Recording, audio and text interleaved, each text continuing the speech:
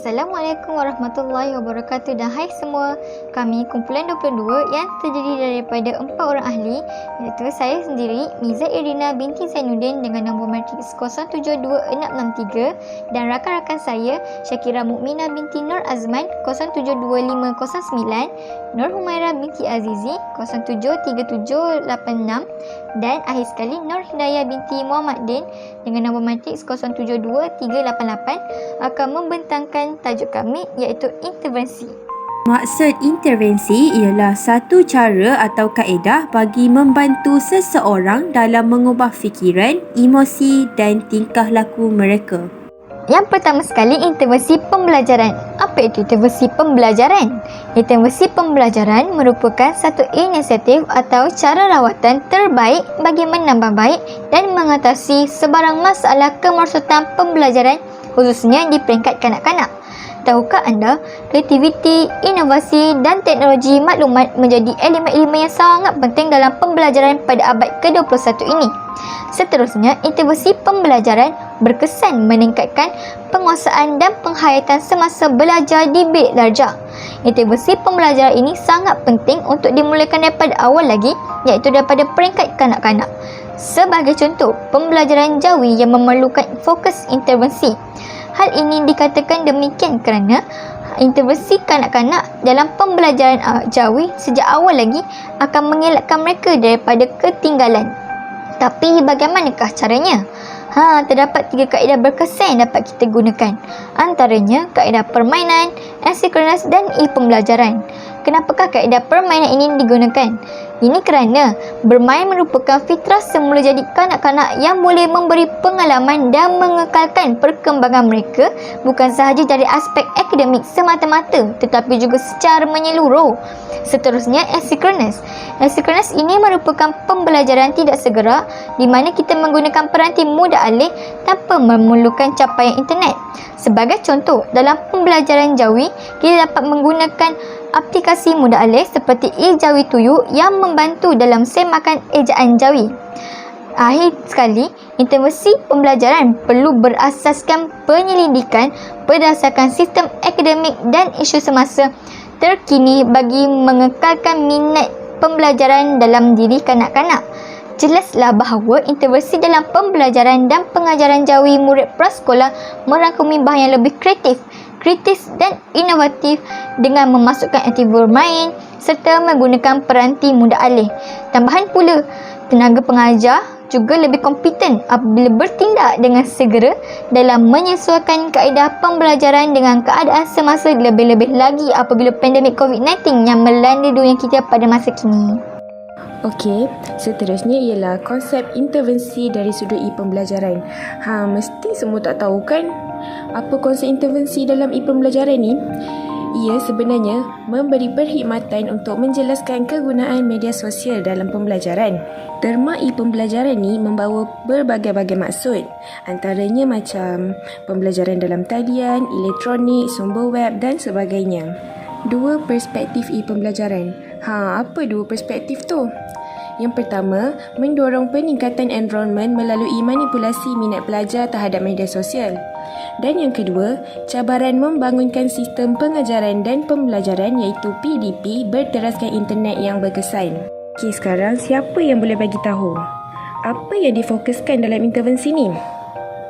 Sebenarnya, intervensi ni memfokuskan kepada mobiliti pelajar seperti mencipta strategi pembelajaran, persekitaran situasi dan juga kesedaran berkumpulan secara maya. Intervensi ini juga telah memperkenalkan model 5 fasa Needham iaitu fasa orientasi, fasa pencetusan idea, fasa penstrukturan semula idea, fasa aplikasi idea dan fasa refleksi. Seterusnya, 3 alternatif intervensi pembelajaran atas talian. Yang pertama, sesi pengkuliahan sama ada melalui Google Meet, Zoom ataupun Webex. Yang kedua, perbincangan secara berterusan melalui WhatsApp ataupun Telegram. Dan yang akhir sekali ialah portal e-pembelajaran yang bertujuan untuk kuis dan pembentangan mengikut minggu-minggu yang tertentu. Akhir sekali, secara tidak langsung, intervensi e-pembelajaran ini dapat mengurangkan perkara negatif yang berlaku di sekolah seperti kes bullying. Kajian telah menunjukkan kesan positif intervensi awal dalam membantu pelajar menguasai skop pembelajaran tanpa sebarang halangan dan tanpa mempunyai masalah sosial. Saya akan menerangkan konsep intervensi berdasarkan kaedah kejururawatan yang mampu menangani gejala buli. Antara langkah bagi membendung masalah sosial ini iaitu yang pertama ialah warga sekolah mengadakan aktiviti mengikut teori kognitif sosial sebagai alternatif dalam membendung masalah buli.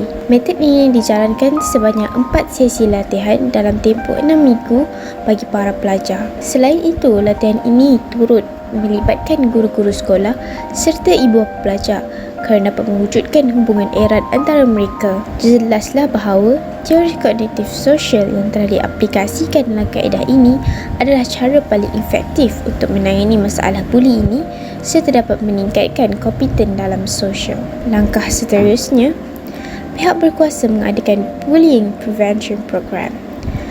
Program ini dijalankan selama setahun dan latihan dijalankan dalam lingkungan 90 minit dan sebanyak 10 kali perjumpaan dalam pembelajaran setiap bulan. Pencegahan ini dinilai dengan pendidikan melalui video klip, perbincangan berkumpulan dan latihan senaman. Pihak sekolah juga turut mengadakan aktiviti-aktiviti seperti permainan secara dalam talian yang sesuai untuk dilaksanakan di sekolah dan di rumah. Kerana keselesaan pelajar merupakan komponen yang penting dalam program ini. Bukan itu sahaja, poster-poster yang menekankan pencegahan buli juga turut ditampal pada dinding-dinding sekolah agar dapat memberi informasi serta pengetahuan yang lebih terperinci tentang masalah buli ini. Impaknya, program ini mampu menambah baik kemahiran bersosial dalam kalangan pelajar, terutamanya kepada mangsa buli. Program aktiviti seterusnya pula adalah berdasarkan 2 aktiviti iaitu dalam bentuk sukan. Contohnya aktiviti sukan seperti shotokan karate yang dilakukan di sekolah sebanyak 12 kali selama 60 minit. Shotokan karate ini dilakukan pada setiap minggu untuk tempoh 12 minggu. Setiap sesi ini telah dikendalikan oleh ahli yang pakar dalam sukan karate. Malahan, sesi motivasi turut diadakan dan dikelolakan oleh pakar psikologi yang terbaik demi menjamin kesihatan mental para pelajar. Konsep yang keempat pula ialah konsep keperluan kemahiran intervensi awal bagi pelajar berkeperluan khas. Jadi, apa tujuan program intervensi awal ini dijalankan? Program intervensi awal bertujuan memberi bantuan kepada ibu bapa untuk mengambil langkah tertentu supaya pengesanan dan rawatan lebih awal dapat dilakukan dan mengurangkan risiko pelajar mengalami kelambatan dalam perkembangan fizikal atau mental yang akan mempengaruhi perkembangan dan menghalang pembelajaran mereka. Institusi pendidikan, khususnya sekolah, memainkan peranan penting bagi menyediakan persekitaran sekolah dan aktiviti-aktiviti yang bersesuaian dengan keperluan pelajar berkeperluan khas untuk mengembangkan lagi potensi mereka dengan lebih luas kerana mereka juga mempunyai minat, hasrat dan cita-cita setanding dengan pelajar-pelajar yang normal. Jadi, intervensi awal dia memainkan peranan dalam melengkapkan pelajar berkeperluan khas dengan kemahiran khas sebelum mereka memasuki alam persekolahan. Hal ini dapat mengurangkan kesan kelambatan perkembangan yang dialami oleh pelajar berkeperluan khas dan dapat mengelakkannya daripada menjadi lebih serius. Tahukah anda dekat negara kita ada program intervensi awal yang telah ditubuhkan?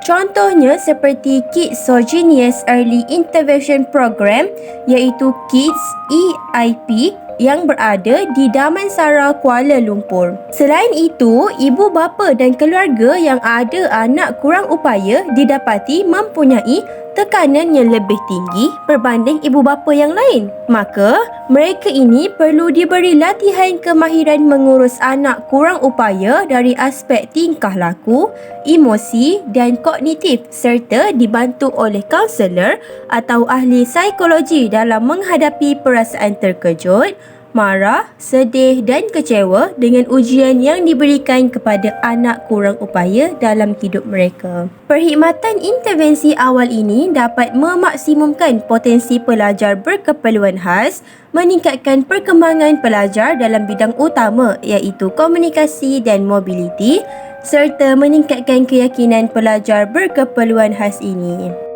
Itu sahaja daripada kumpulan kami. Terima kasih.